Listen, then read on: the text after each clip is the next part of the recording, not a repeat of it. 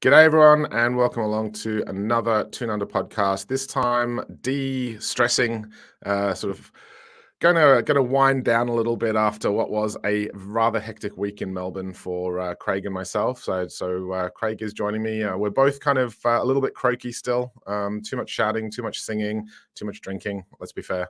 But look, we're going to go through what was an absolutely fantastic week down in Melbourne.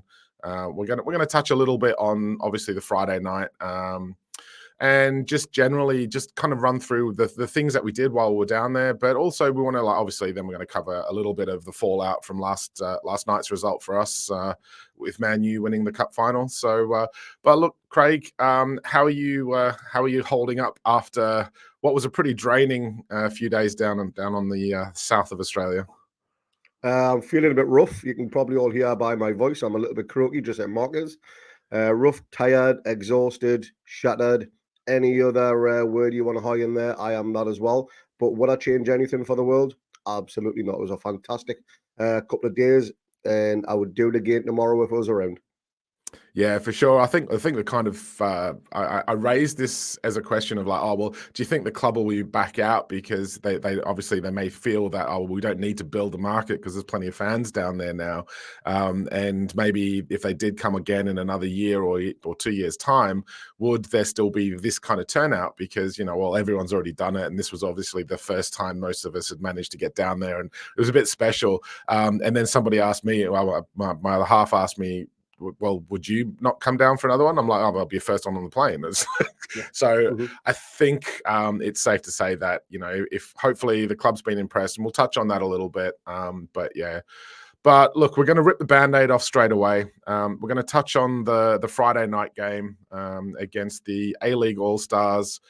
Not the result, not the ideal end to the tour that we all wanted, that we all hoped for. I don't want to spend too much time on the negative point of what was otherwise an absolutely fantastic tour, but it does need to be discussed.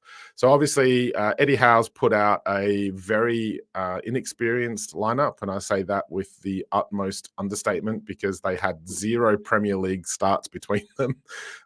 So not exactly the big names that I think most were hoping to see. The A-League All-Stars, they've played some big teams over the last, 15 years or so. Man U's been out, Juventus has been out, Barcelona's been out. Looking at their squads that they took out to these sorts of games, they were all pretty stocked with their first team players. Ours was bereft of any kind of experience or quality, and we subsequently got humped 8-0. And obviously the Australian media, Craig, has jumped on this and has made this big song and dance over it, that the A-League is this fantastic league and it's all up and coming, and we've beaten Premier League opposition 8-0, shows you what you've done. It doesn't quite tell the whole story of just how bad our academy products are at this moment. What did you make of the game as such, and what did you make of the lineup? Start with the lineup. Did not expect that at all. I expected a few Premier League starting names in there, whether it be the likes of Harvey Barnes, Jacob Murphy, those who aren't going to be playing any European competition this summer at all. Thought maybe they get a few little minutes in the legs before they jet off on their summer holidays, effectively. But the fact there was only Hall, Anderson, and Trips on the bench that had any Premier League experience is baffling. Gillespie, yes, he's made first team appearance, but not the Premier League. But the rest of them, they're just not cut for the mustard, are they? There's not one of those that we seen play that game for the 90 minutes that you think, yep, they could make the breakthrough and be a Premier League star. Because to be honest, yes, it was men against boys, but they were pretty terrible, weren't they?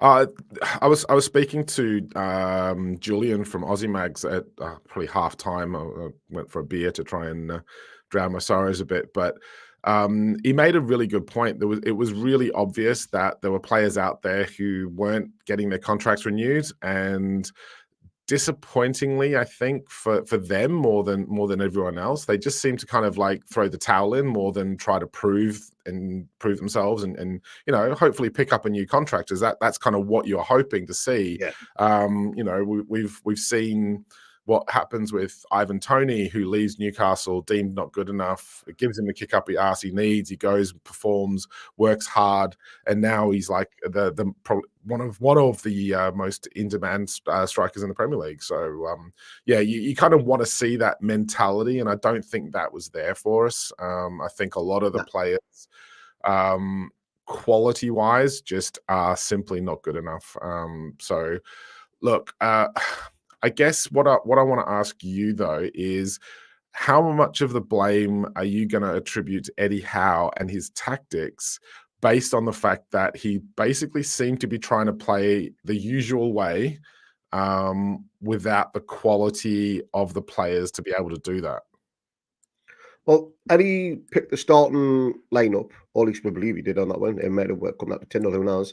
But he picks the starting lineup. He would pick the match day tactics, that sort of thing. So a lot of the blame has to come down onto Eddie himself. But it was a nothing game. It wasn't even an exhibition quality, to be honest. It was just that bad. But a lot of those players, like you said, that they had a point to prove. If they had done something brilliant in that game, scored 1 or 2 goals or whatever, Eddie may have thought, you know what, this lad may be worth keeping around for another year or two, just to see if we can get anything from him. But you're right, there was no application of effort or anything like that from a lot of the lads there. And even Garansky or anything like that. And we talked this game half time, that we don't even think he's got the quality to make it, even though there was all that promise at the very beginning. And the players that came on, I think one of the first substitutions, I might be wrong at this, was taking Gillespie off when we're already 4-5-0 down. I just don't understand the logic or the tactics behind it. I totally get Eddie wants to protect these first team players from getting injured. That I totally get 100%, no problem with that whatsoever. But for those who aren't playing any European football, or those that are getting out of contract, Dummett and Richie, which I'm sure we'll get onto, they weren't even seen in this entire tour, apart from you had your meet and greet with them. But yeah, that pissed me off. They didn't even get to say a final farewell. Yeah, it's that weird thing where the Richie and Dummett no show for me is a little bit puzzling, and I don't understand if there's been talk on social media and stuff of giving them a new contract. I think that was potentially around European qualifications, so it'll be interesting to see what happens with that now that, as we'll get onto later, there's not going to be any Europe next year. But if we, look, if you expect those players to get some minutes in their legs, the only thing I can think of, 2 games in 3 days is going to be tough on anyone, let alone after the grueling season we had. Yeah. And, realistically, traveling halfway around the world for a meaningless friendly. The Spurs game, I think, was probably the big draw card game. And we'll touch on that now in a minute. But, the Friday night game, it was a no game. It was a no contest game. There was no effort put into it.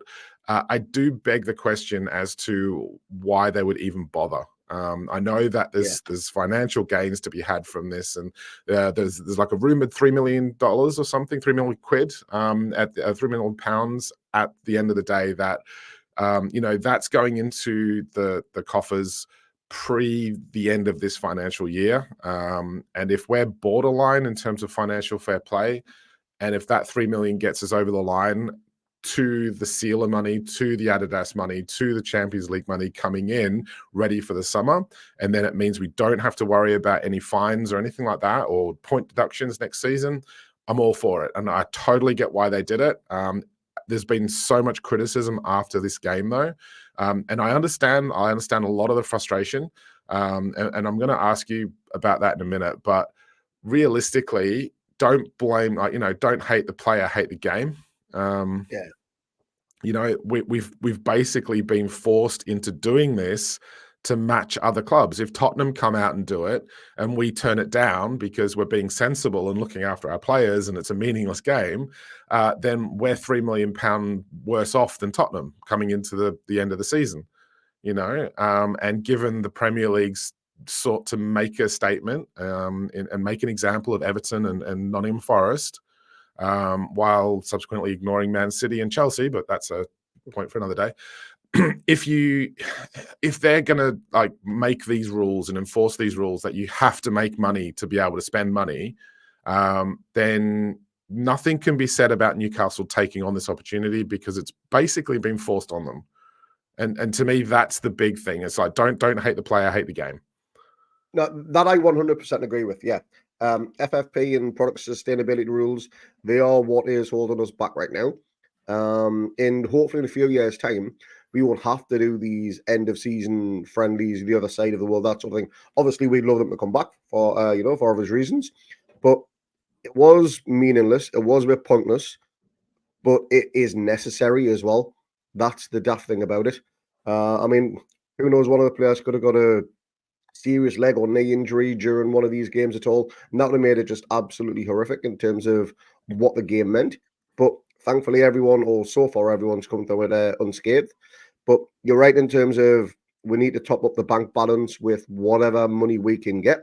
We're not scraping the barrel as such because we know there's funds there, but it's getting money into the club so we can then access those funds. Yeah. And yeah, well, it it's trying to close that gap, isn't it, between us and the big six, because there's a lot of room to go. And again, you look at the quality that's on the pitch on Friday night. Don't hate the current regime. You can't put 14 years of neglect in the academy from Mike Ashley right in 1 or 2 seasons. It's going to take time to build that up. They've been very heavily focused on improving the first team to make us competitive. And I think Friday night really did show that there's a horrendous lack of quality at this moment in time, ready to take over from the first team, and certainly not at the same time. I think if you put someone like an Alex Murphy or even like a Harrison Ashby or someone like that in with enough senior players to kind of take up the slack, you probably see a better performance out of those individually. But there was no organization, there was no kind of really commitment or pace or anything like that about the game on Friday night. And that, I think, to me, was probably one of the most disappointing things was just the general lack of pace and effort by the players that were out there that, as you said, had something to prove and had a point to make to Eddie Howe, like, hey, keep me in your thoughts for next season, because look at what I can do.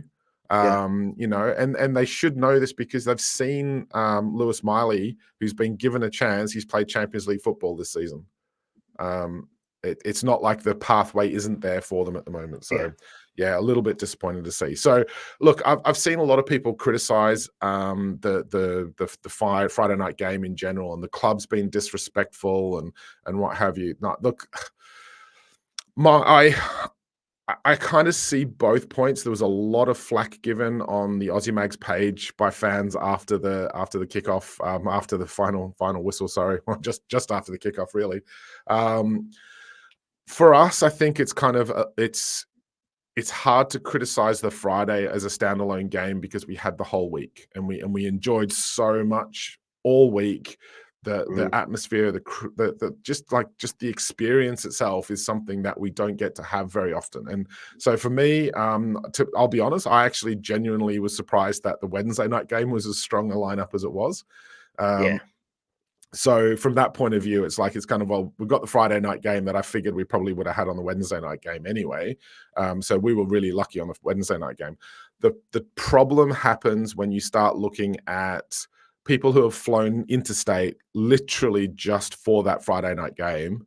They've paid for flights, they've paid for hotels, there's people brought their little kids along for their first ever Newcastle game. I know Jack's brought his daughter down for it. Bobby brought his daughter over from Ballarat for it. There's that disappointment for them that they didn't get to see any of their heroes, I guess you would say. What's your thoughts on that? Because to me, it's like there's definitely two sides to the argument. I fully understand why people are disappointed, but in reality, as you said, why are you going to risk people? And if Richie and Dummett don't get a new contract, then they're looking for a new club. The last thing they need is getting injured while they're looking for a new club. Yeah. It's the whole building a hero type thing. I absolutely 100% get. So for the likes of Bobby, Jack, and Keegan's kids that came along, they had a chance there to fall in love with a football club. And that chance you're never going to get a first chance again. No. That is going to potentially be their lasting memory if they do keep it around with the club. I mean, I remember being, well, I've probably told 4 years old, St James's Park, Mickey Quinn's home debut. That was when I fell in love with this football club, effectively. And since then, it just ingrained in me, my family, and so on. And that's how it should be, passing down through generation of generation. But those generations need a hero of some sort to carry on with the club. And there wasn't any on that pitch on Friday night. And that No, is for what sure. the disappointing thing is as well. They had a chance to cement themselves in this country where there are probably a lot of neutral fans maybe wanting to cling on to a club. They could have had that opportunity to get those fans inside, buy the replica shirts, travel back over to the UK, maybe see a game when they're over there, that sort of thing. And they've shot themselves in the foot, in my opinion, in that regard. Yeah, it after so much goodwill for the rest of the week, it did feel like a bit of an own goal on the Friday. And it is a bit disappointing where, yeah, as you said, it's like you've got people who that's going to be their first memory of a live Newcastle United game, and that's not what you wanted. No. If the club's over here to try and build a brand, if they're over here trying to get new fans on board, that sort of game right there is not how it's done. I'm sorry. No. And for me, I think if all you can do is put out that team, either they've really underestimated the A-League, and you know, I know we criticize the A-League, and Dimmy constantly defends it because he goes to all the games, and it's not a great standard. I'm sorry, but it's not. But they're still grown men, they're still adults playing against what effectively was an under-21 side. And to me, I think that is the big thing. It's like if you're not going to take it seriously, you're not going to put out a team that can perform to at least a certain level. Getting beat, I don't care. You know, we could have gotten beat 2-1, wouldn't have cared less. But the problem is we got absolutely annihilated. We had nothing going forward. It was just dire from start to finish. And I think it was disappointing to see us finish the tour on that note. However, I'm going to rule a line under that now. I think it was a bad end to what was an absolutely fantastic week, and I want to really focus on the positives for not just us, but for the club, for the other fans. So I flew in on Monday. You came in on Tuesday. Tuesday night, we were really lucky. We got to go to a fan forum with members of the fan liaison committee from the club, Matt, who looks after all of that, Charlotte, who's looking after the memberships. You know, we had an open bar. The club were great. They put us on. They got some feedback from us. But just starting off on that note for us, and I know a lot of fans didn't get to experience that side of things, but for you, how good was that night? Oh, it was epic. You know, as soon as we went in, those fans from wherever, speaking of lads from New Zealand, from the UK, and all again will have that common goal for Newcastle United. But the way they actually engaged with us was so good to see. It didn't seem forced or anything like that. They genuinely wanted to know how they could make our experience overseas with the club that bit better for it. And it was superb. And even better, like you said, there was a free bar. So literally walking up, I'll have a pint of whatever, please. It's on the club. Mandy's paying for this one. Yeah. It was cracking. It was there, 2.5 hours, I think it was. Yeah, just over 2.5 lots hours. Lots of engagement, lots of chat, lots of feedback as well. And hopefully they've taken it all as a positive, improve those, and definitely improve some of the negatives as well, because it's not all roses out over here for international fans. So hopefully they can take a lot of the bad stuff and turn it into good stuff too. Oh, and also we got a free band, our Glastonbury band now. Yeah. I finally took mine off. I finally took mine off today. Come on. It's on my bedside cabinet waiting for me still. Disgraceful.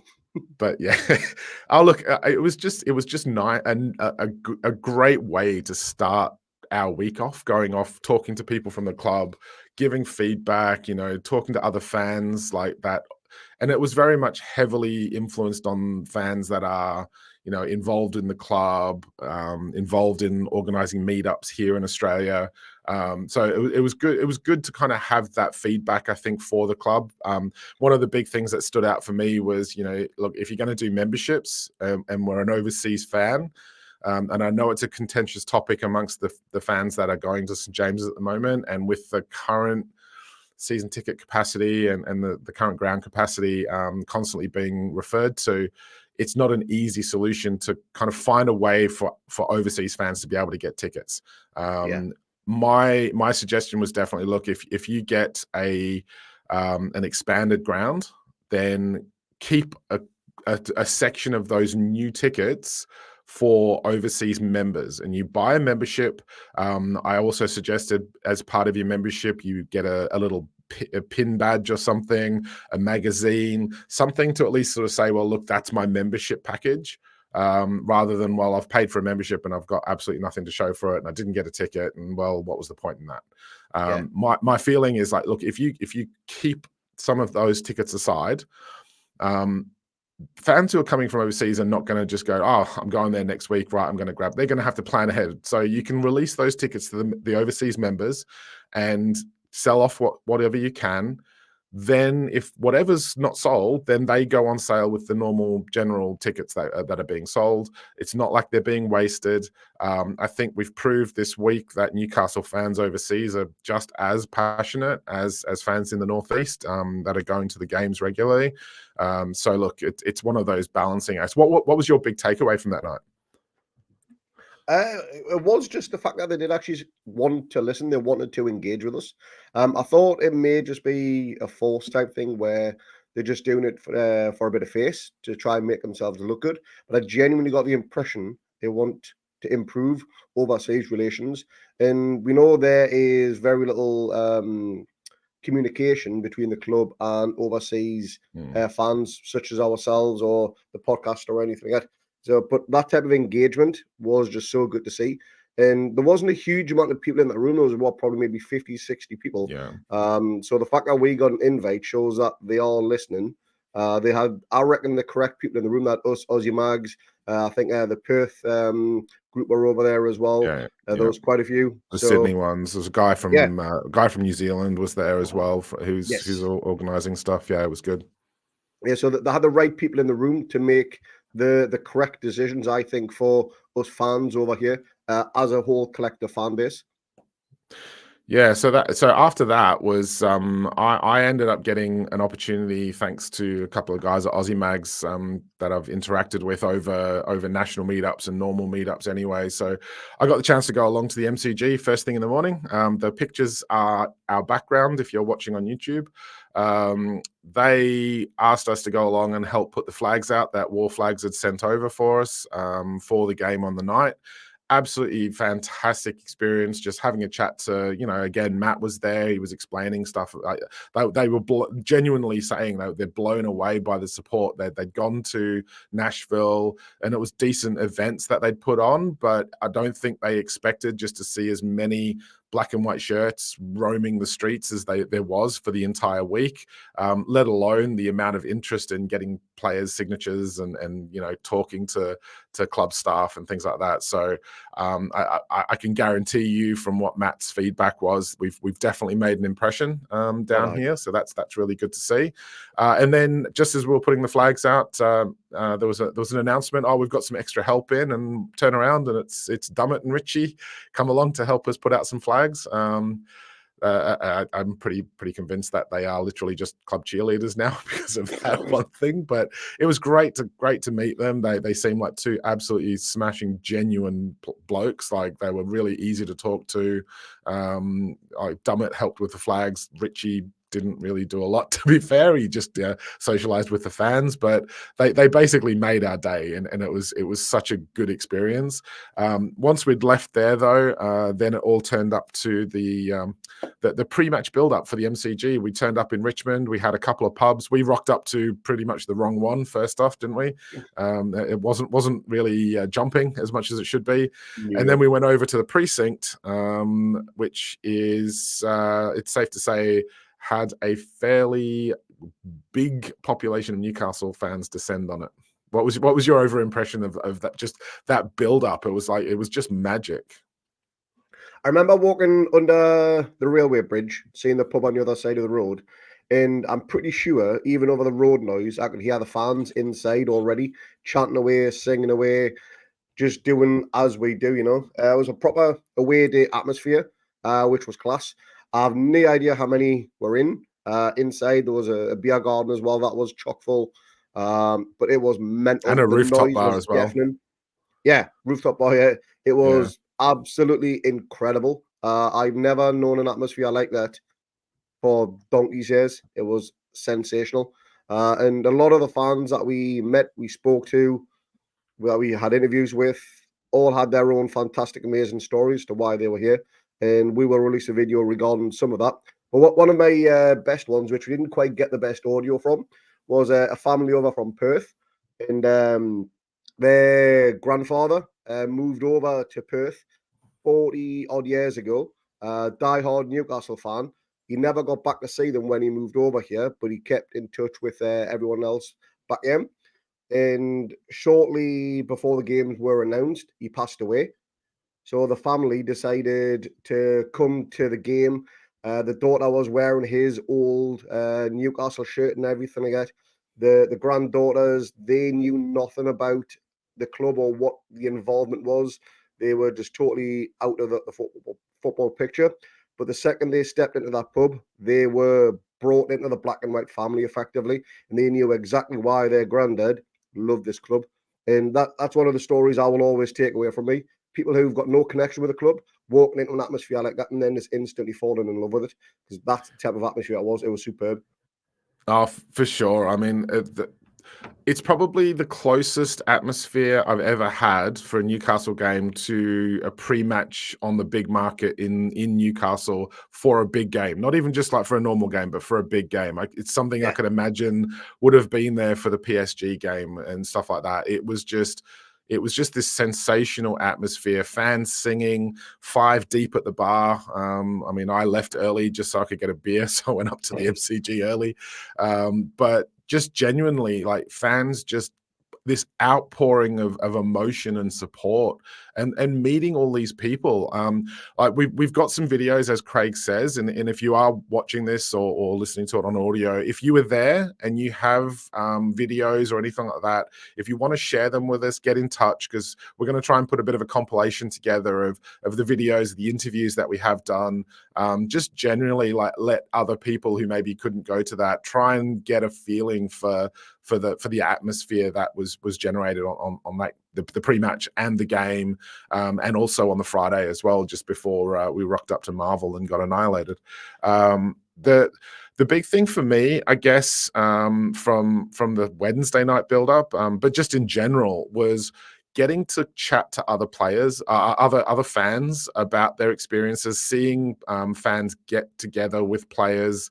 I know Keegan got a photo and had a chat to Graham Jones. But just meeting up with some of the fans of this show and some of the people who listened to our podcast, who were so pleased to come and have a chat to us. And it was so good to have a chat to them and see, like, for us, we started this thing as legitimately as a way for us to have a bit of match day banter and a bit of build up and a bit of sort of like analysis and stuff like that, like you would with your mates back in Newcastle after a game, or the build up to the week when you go to the pub. It's something that we missed here in Australia, and I think having the chance to be able to sort of talk about these sorts of things and get interaction with other fans is fantastic for us. But for people to be coming up to us and chatting to us, it just meant so much to me. Like I still felt a little bit weirded out by it all, because it was like, well, we just talk crap on a podcast, but it's really pleasing to see people appreciate that, because they get that banter and they get that sort of experience from what we're doing as well. So it's great to involve all of those fans too. It was a bit surreal, wasn't it? Just people coming up and just saying, "You're such and such from that podcast, aren't you?" And you're looking and going, "Yeah, how do you know that?" And the best one for me was the bloke from New Zealand at the fan engagement. And he was like, he woke up and said, "You're Craig from Toon on the podcast, aren't you?" I was like, "Yeah." He went, "I was listening to your podcast the other week about you wanting to stay at St James's Park and how you used to see it from school and everything like that."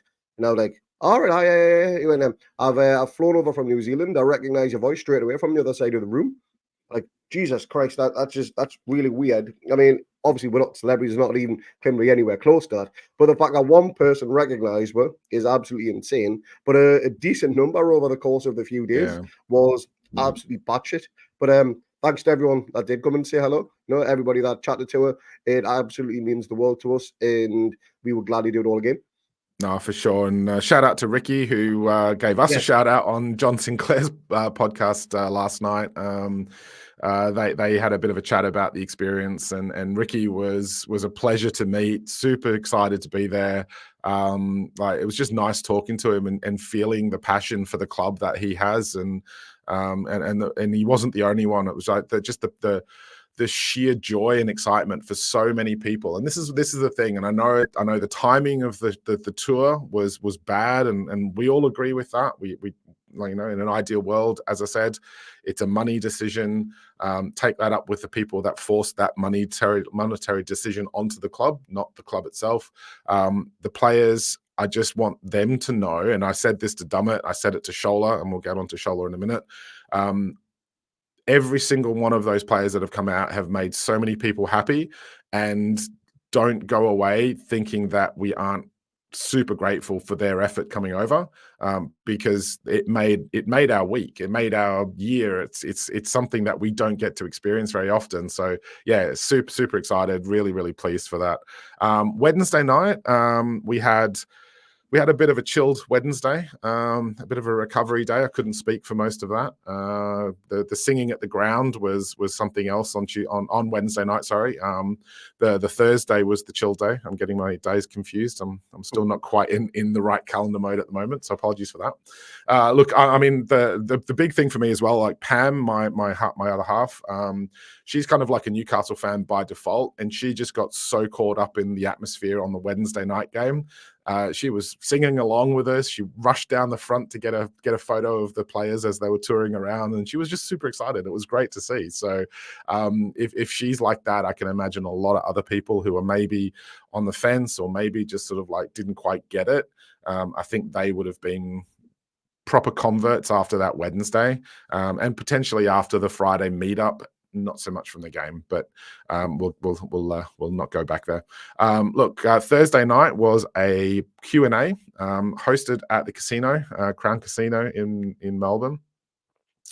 It was hosted by friend of the pod, Adam Peacock, and it was Shola Amiobi, you know, and say what you like about him. The Mackem Slayer was on stage. He knew how to work that crowd. Some of his stories were fantastic. Everyone was pleased to be there.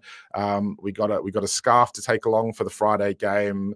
The club were there. I mean, we had other people floating around in the crowd from the club as well. But just in general, like, how good was Shola up on that stage? How much sort of like the stories he was telling, and just the feeling that he generated for his support for the club, and being able, the surreal thing, having Adam Peacock, a Newcastle fan, interviewing an ex-Newcastle player who is just a general fan himself. It was a real surreal experience. It was, yeah. Meeting Shola was class. The stories, like you said, about Sir Bobby, about Mike Ashley, and a lot of the stuff that you wouldn't normally get privileged to, and stuff that, unless you would ever maybe write a book, you would never find the answers to said questions. But it was great. I think 2 hours the Q&A went on for, and then he hung around for maybe another hour or so, signing autographs, getting photos taken, the whole lot. Was genuinely fantastic. But yeah, Peacock done a cracking job. He's obviously a TV personality, so he knows what he's doing in terms of interviews. But yeah, I think everybody was a little bit fanned out by it, because again, Shola doing a Q&A here in Australia, it's not the type of thing that happens every other week. But yeah, it was absolutely superb. Loved every minute of it. Yeah, the two standout moments for me was, one, I didn't think I could hate Mike Ashley any more than I did, but Shola managed to sort of raise that level a little bit more with some of the stories, and just in general, like it's just disappointing to see what was going on behind the scenes at the club during that time, and some of the decisions that were being made to effectively throw competitions and what have you. It's not something that you want to see. Like they weren't prioritizing the right thing. Let's put it that way. But the other thing for me was Shearer stayed around for what must have been about an hour, hour and a half. Did not leave until everyone got a photo, everyone got a signature. It's just signing people's shirts, having a chat to him. Shearer, you owe me a beer. My girlfriend took my beer off me to give to you for a cheers photo. Absolutely worth every minute of that thing. That whole experience. So Silverstone was there. You got a photo with him. Yes. Just sitting, chilling in the crowd as you do. So look, again, absolutely fantastic night. And then Friday, it was all about the build-up for the Friday night game at Marvel Stadium. Again, let's not go over the actual game itself, but how unbelievable was the atmosphere outside? I looked along at a couple of the other bars that we were going to on South Wharf in Melbourne. Not many of them were really heaving as much as the boat builders yard where we were. Huge outdoor area in there. How good was the atmosphere in there? Oh, it was cracking as well. And also we had the Newcastle jet skipper rock up as well. Yes. So that was cracking. He was there. He was actually leading a lot of the chants, to be honest. He was. From have you ever seen a Geordie punch a horse to blading races to Bruno's got a magic hat, everything like that. It was class just seeing people who we've interviewed on the podcast, people who comment on the podcast, just randomly walking around, and then some kid dropped these kegs and had Sean Longstaff lookalike. a Sean Longstaff lookalike dropped these kegs and found out he had a black and white budgie smugglers on. That was canny interesting to see. But again, there was easily a good few hundred people within the boat builders easily. Again, the atmosphere was cracking. The bar 5-6 deep at times, but it was an outdoor venue. The noise was incredible. We've done a few live streams to Twitter for those that have seen it. But again, we've got more fan footage coming in the compilation very shortly. Yeah, I think it was like a huge flag display from everyone. There was so many flags that were put up. You'll have seen photos around on all the Facebook pages. If not, get online and have a check of those. Apparently, one of them has gone missing from the Friday night game. I think it was one of the Gold Coast mag groups. They don't have their flag anymore. It was the one with Jason Tyndall punching a kangaroo. That's it. If anyone's seen it or has it, or just do everyone a favor, return the flag if you stole it, and send it anonymously. I don't care. Just get it back to the rightful owners. They've made so much effort, but it was great atmosphere inside there. It was really like trippy to see all like. We had fans come up to us from other clubs just going, "This is insane. We had no idea there was this many fans in Melbourne or in Australia of Newcastle." They all wished us the best. I had two Colombian English students in Melbourne come up to us going, "Oh, I'm going to follow Newcastle from now on." And I'm like, well, we did have Tino Espira, so we've got a bit of a link there. And then my other half decided to try and teach them "Why I Man" as their English phrase. I'm not quite sure that they got that, but it was good. They were super happy. They were really impressed. You had the waitresses going through, taking glasses back with their phones out, sneaking movies of all the fans chanting away. And I think from a perspective of the general public, there's not that chanting and singing, and no, the teams don't have songs at AFL games and NRL games and all that sort of stuff. So to see that kind of atmosphere, it got some puzzled looks, I'm not going to deny. My whole excuse to most people when they were asking about it was, look, we're all a bit mental, but we're harmless. We're just here to have a good time. People associate football with hooliganism, and there's none of that with the Newcastle fans. Fair credit to every single fan that went along, because they behaved impeccably, did the club proud, did themselves club, did the region proud, and it's just been fantastic. And again, all the club personnel were there. In the boat builders, they again were super impressed by it all. So I think it's safe to say that we've made a pretty good impression on the club. So hopefully this does some good, and we end up with more fan traction and fan interaction because of this event. Yeah, it'd be hard not to win it. I was super impressed with everything from the first minute right down to the last, and know that the club were as well. Yeah. So look, it's been a long, hard week. I think more emotionally draining than anything. Obviously, voices are croaky from all the singing. Possibly all of the drink as well.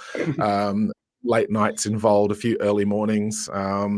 Thank you, Melbourne, for not raining all the time. It was actually all right. It was a bit chilly for us coming down from Brisbane and Mackay, but yeah, the weather held off a little bit, and it was quite nice to get out and about, and didn't really need the super heavy duty coats that we imagined we would when we were heading down there. So that was all good to see.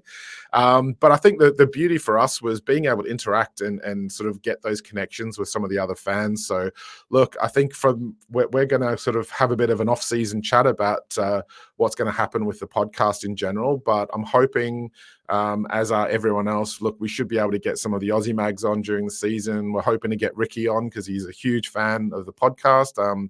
Super nice guy as well. Really keen to do it. And he's just generally like try and reach out to make that bigger network of Newcastle fans in Australia. So keep an eye out for all of those.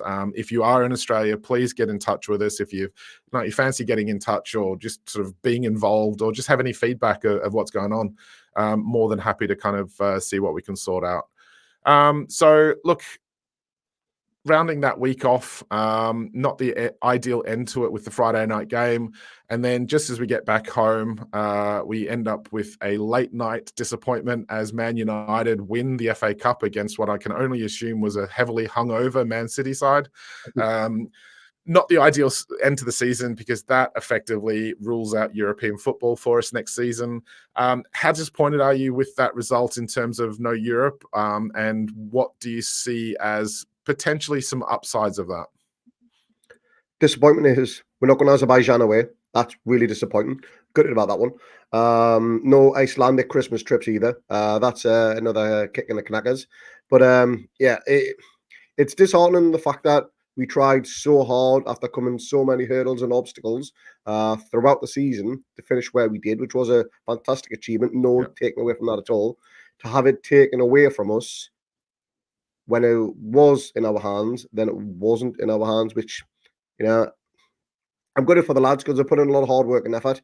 But at the end of the day, I do actually think not being in Europe next season narrows our focus to the League Cup and the FA Cup. We may challenge for Champions League again. Who knows? We might even push for a run in the title at the beginning and middle of the season, just like Villa did. They were up there at one point, just like we were the season before. But yeah, if we can now focus all of our attention on those two cup trophies, get back into Europe by winning one of those, then it is totally in our control. I actually think it could be a blessing in disguise after a good few hours of thinking about it. I don't know about yourself. Yeah, look, I'll be honest with you. I had kind of convinced myself that being in the Europa Conference League was probably a good thing for us. I know a lot of people criticize the quality of the competition, the money's not there, all of that sort of stuff. But the one thing that I did see about being in that competition was it keeps us in that mentality of playing weekends, midweeks, traveling away to Europe, going back, being able to follow those up, getting the players into that mindset, I think was probably important. After we saw this season, I think that probably put a little bit more strain on the players than I think we were probably all thinking it would. I think it was a winnable trophy for us. I think we had to go into that as one of the favourites. So again, it's a chance for silverware that's not there next season. However, as you said, it's like, I don't think we're going to miss some of those obscure European venues that we would end up having to go to and playing in front of probably 2,000 people. It's not exactly this high profile competition that, everyone's going to be devastated that we've missed out on. So it was kind of like a bonus if we got into it, but I don't think it's the end of the world that we're not. I know a lot of people have now hit the panic button because effectively, not being in the European competition that we could have been means that Bruno and Isak and everyone's definitely going to leave now. The reality is Bruno's got a clause in his contract, and if nobody pulls the trigger on that, which it's in this year's financial region, so it's a big call for somebody to sort of spend now before the end of this financial window. So fair play to the club for putting that in. Like, you know, it's a really, really good move for them. But you know, he joined when we were Bruno joined when we were in the relegation zone with no release clause if we did get relegated. Isak joined for the project. None of these players have joined. Botman's joined for the project. You know, Kieran Trippier was the first one off the bat to join when we were like deep in the shit. I don't think that they're going to jump ship just because they can't go to Azerbaijan or somewhere like that, as you said. So I don't see it as a massive issue. As you said, I think we are going to focus. I think we'll focus very heavily on the domestic cup competitions this time. I think we'll very much heavily push for the league. If we keep everyone fit, then, you know, we finished 7th with like half a squad. The one disappointment for me is it's peak Newcastle for us to finish above Man U, and then for some unknown reason they pull it together in the final and win something to knock us out of Europe. We've finished with I think 7th gets European football 8 out of the last 9 years, 8 out of the last 9 seasons. You've got, I think we scored like 80 odd goals, and it's like we're the highest goal tally of any club in the history of the Premier League that hasn't secured European football. So there's a lot of stuff just conspired against us this season, and you know what? I'm just writing it all off as an experience, a roller coaster that we've enjoyed at times, has been really hard work in others. But let's just kind of put that behind us. Let's not hit the panic button. We do not need to sell players, no matter how much Arsenal and Man U and all the rest of the clubs who are desperate for our players, because they're so used to getting their own way. They can convince themselves all they like, but you know, there's talk of a 200 million price tag put on Isak's head by the club. It's effectively he's going nowhere. And as you said, like these players, as I said, players have signed up for a long-term project. They signed up for that. You know, I don't think they were under any illusions that there was going to be, oh, we're going to be winning the league in 2 seasons. You know, they're still quite young. They're still seeing the club pushing as well. So, you know, unless we sell like 3 or 4 players and we don't replace them a la Mike Ashley, then, you know, the players are still going to be seeing that the club is pushing in the right direction. The fans are there. They seem to be all pretty much bought in. Everyone needs to stop the emergency craziness on social media at the moment, and really just go, look, it sucks. It's not ideal, but let's push on next season. As you said, let's focus on what we need to do.